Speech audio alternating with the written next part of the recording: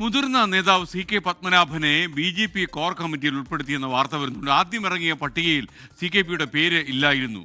ഒഴിവാക്കിയതിൽ CK Padmanabhan നേതൃത്വത്തോട് കടുത്ത അതൃപ്തി അറിയിച്ചു. കർശന നിലപാട് താൻ സ്വീകരിക്കുമെന്ന സംസ്ഥാന നേതൃത്വത്തിന് CK പത്മനാഭന്റെ മുന്നറിയിപ്പ് വന്നു. ആ വിവരം പുറത്തു വന്നപ്പോൾ CK പത്മനാഭനെ ഉൾപ്പെടുത്തിക്കൊണ്ട് പുതിയ പട്ടിക പുറത്തു വന്നു.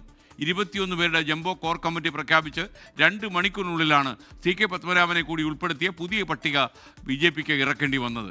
അലക്സ് റാം മുഹമ്മദ് തിരുവനന്തപുരത്ത് വിവരങ്ങളുമായി ചേരുന്നു. പറയാം അലക്സ് റാം. Good evening. BJPയുടെ കോർ പട്ടിക പ്രഖ്യാപനം കംപ്ലീറ്റ് ഡ്രാമയാണ്. അത് 22 പേരുടെ, അതായത് ആദ്യഘട്ടത്തിൽ 21 പേരുടെ ജംബോ പട്ടികയാണ് BJPയുടെ സംസ്ഥാന അധ്യക്ഷൻ രാജീവ് ചന്ദ്രശേഖർ പ്രഖ്യാപിച്ചത്. BJP ദേശീയ അധ്യക്ഷൻ JP നദ്ദയുടെ അനുമതിയോടുകൂടിയാണ് ഇത്തരത്തിൽ പ്രഖ്യാപനം നടത്തിയത്. സംസ്ഥാന BJPയുടെ ചരിത്രത്തിൽ തന്നെ ആദ്യമായാണ് ഇത്ര പേരടങ്ങുന്ന ഒരു ജംബോ കോർ കമ്മിറ്റി പ്രഖ്യാപിക്കുന്നത്. കാരണം BJP സംബന്ധിച്ച് BJPയുടെ സംസ്ഥാനത്തെ ഏറ്റവും ഹയർ ഫോറമാണ് ഈ കോർ കമ്മിറ്റി എന്ന് പറയുന്നത്. സംസ്ഥാന അധ്യക്ഷൻ, മുൻ സംസ്ഥാന അധ്യക്ഷന്മാർ, ഒപ്പം ജനറൽ സെക്രട്ടറിമാർ അടങ്ങുന്ന ഏറ്റവും കുറച്ച് നേതാക്കൾ മാത്രം ഉൾപ്പെടുന്ന ഒരു ഫോറമാണ് ഈ കോർ കമ്മിറ്റി എന്ന് പറയുന്നത്. അതിന് അത്രയും പ്രാധാന്യം ഉണ്ടായിരുന്നു താനും. അതിനാൽ ആ കോർ കമ്മിറ്റിയിൽ ഉൾപ്പെടാൻ നേതാക്കൾക്കിടയിൽ, വിഭാഗങ്ങൾക്കിടയിൽ കടുത്ത മത്സരങ്ങൾ നേരത്തെ ഉണ്ടായിരുന്നു.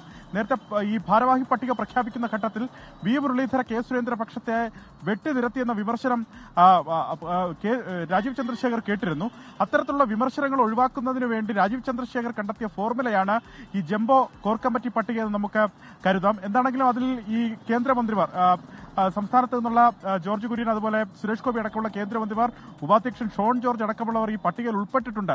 രാജ്യസഭാ MP C സദാനന്ദൻ അടക്കമുള്ളവർ ഈ പട്ടികയിൽ ഉൾപ്പെട്ടിട്ടുണ്ടെന്നുള്ളതാണ് ഏറ്റവും പ്രധാനപ്പെട്ട കാര്യം. ആദ്യഘട്ടത്തിൽ മുൻ സംസ്ഥാന അധ്യക്ഷന്മാരായ O രാജഗോപാലിനെയും CK പത്മനാഭനെയും ഈ പട്ടികയിൽ ഉൾപ്പെടുത്തിയിരുന്നില്ല. പക്ഷേ CK പത്മനാഭൻ തന്റെ കൃത്യമായ എതിർപ്പ് കർശനമായി തന്നെ പാർട്ടി നേതൃത്വത്തെ അറിയിക്കുകയായിരുന്നു. താൻ കർശന നിലപാടിലേക്ക് കടക്കുമെന്ന മുന്നറിയിപ്പ് CK പത്മനാഭൻ നൽകി.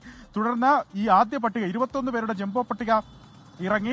രണ്ടാമത്തെ മണിക്കൂറിൽ CK പത്മനാഭനെ കൂടി ഉൾപ്പെടുത്തിക്കൊണ്ട് BJPയുടെ കോർ കമ്മിറ്റിയുടെ പട്ടിക വീണ്ടും പ്രഖ്യാപിക്കുകയായിരുന്നു സംസ്ഥാന നേതൃത്വം. ഇപ്പോൾ CK പത്മനാഭൻ ഉൾപ്പെടെ 22 പേരാണ് BJPയുടെ സംസ്ഥാന കോർ കമ്മിറ്റിയിൽ ഉള്ളത്.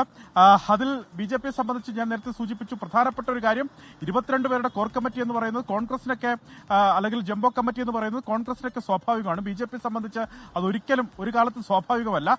അതുകൊണ്ട് തന്നെയാണ് അത് പ്രസക്തമാകുന്നതും. ജംബോ കമ്മിറ്റി പ്രഖ്യാപിച്ചു, അതിൽ CK പത്മനാഭനെ ഒഴിവാക്കുന്നു. അതിൽ അതൃപ്തി പരസ്യമാക്കിയതിനെ തുടർന്ന്, അതൃപ്തി അറിയിച്ചതിനെ തുടർന്ന് CK പത്മനാഭനെ ഉൾപ്പെടുത്തി വീണ്ടും 2 മണിക്കൂറിൽ ഒരു പട്ടിക കൂടി പ്രഖ്യാപിക്കുന്നു. ആ തരത്തിൽ ഭിന്നത പാർട്ടിക്കുള്ളിലുണ്ട് എന്ന വിവരങ്ങൾ തന്നെയാണ് ഈ ഘട്ടത്തിൽ പുറത്തു വരുന്നത്. ഇനി CK പത്മനാഭൻ ഒരുപക്ഷെ പ്രതികരിക്കുമോ എന്നുള്ളത് നമുക്ക് കാത്തിരുന്ന് കാണാം. ഇനി ഒഴിവാക്കപ്പെട്ടവരുണ്ട്. നേരത്തെ ഈ കോർ കമ്മിറ്റിയിൽ നേരത്തെ ക്ഷണിതാവായിരുന്ന ഡോക്ടർ KS രാധാകൃഷ്ണൻ, അദ്ദേഹം BJPയുടെ സംസ്ഥാന ഉപാധ്യക്ഷനാണ്.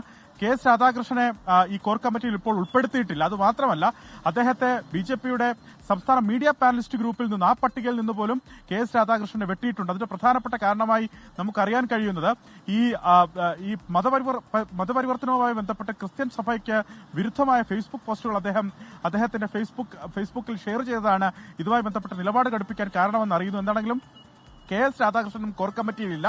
KS രാധാകൃഷ്ണൻ BJPയുടെ വക്താക്കളുടെ പട്ടികയിൽ ഉൾപ്പെടുന്നില്ല.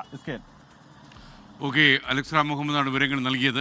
ലോകത്തെവിടെയായാലും ഏത് സമയത്തും 24 വാർത്തകളും ഓഗ്മെന്റഡ് റിയാലിറ്റി പാക്കേജുകളും എക്സ്പ്ലെയിനറുകളും വിശദമായി കാണാൻ ഞങ്ങളുടെ YouTube ചാനൽ നിങ്ങൾക്ക് സബ്സ്ക്രൈബ് ചെയ്യാം.